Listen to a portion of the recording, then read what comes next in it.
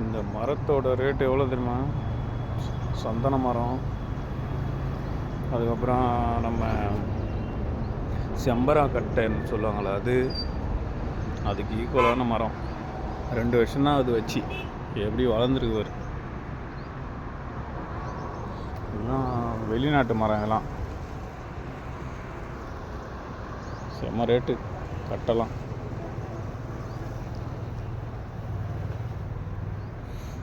இந்த மாதிரி மரத்தெல்லாம் வீட்டு வாசலையோ இல்லை கொல்லிலேயோ வச்சாச்சு ஒரு 15 வருஷத்தில் பணக்காரன் ஆயிடலாம்.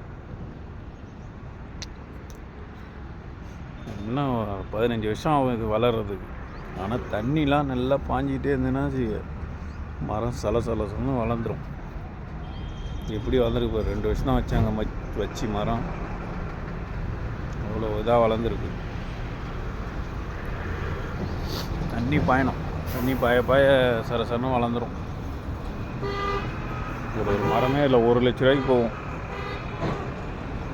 எல்லாம் ஃபாரின் மரம். இதெல்லாம் வளர்த்திங்கன்னா இந்த மாதிரி மரத்தை வச்சிங்கன்னா பின்னாடி 15 வருஷம் கழிச்சு 2 லட்சம் 3 லட்சத்துக்கு கூட போகும் ஒரு மரமே. இதெல்லாம் எல்லா இடத்துலையும் கிடைக்காது. இந்த கன்று பண்ணையில் தான் கிடைக்கும். மரத்துக்கு பேர் ஆனால் தெரியாது எனக்கு. ஆனால் இது சந்தன மரம், செம்பரக்கட்டை ஈக்குவலான மரம் இதெல்லாம்.